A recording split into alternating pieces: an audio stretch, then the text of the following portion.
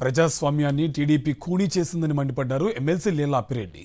అడ్డదారిలో గెలిచేందుకు కుట్రలు చేస్తూనే ఉన్నారని ఆగ్రహం వ్యక్తం చేశారు. వైఎస్ఆర్సీపీ సభ్యులను ప్రలోభపెట్టి బెదిరిస్తున్నారన్నారు. దొడ్డిదారిలో పదవులు కైవసం చేసుకోవడం సిగ్గుచేటన్నారు. విప్ని ధిక్కరించిన వారిపై కోర్టుకు వెళ్తామన్నారు ఎమ్మెల్సీ లీలా అప్పిరెడ్డి. తెలుగుదేశం పార్టీ అధికారంలో వచ్చిన నాటి నుంచి కూడా ఈ రాష్ట్రంలో ఏ ఎన్నికలు వచ్చినా కూడా ఆ ఎన్నికలకు సంబంధించి అవిశ్వాస తీర్మానాలు పెట్టడంలో కానీ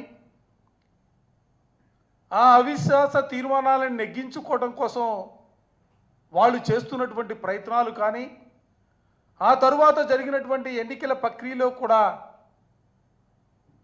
ఎక్కడా కూడా తెలుగుదేశానికి సంబంధించి కానీ కూటమికి సంబంధించి కానీ బలం లేకపోయినా ఆ ఎన్నికల్లో గెలుస్తున్నటువంటి తీరు చూస్తూ ఉంటే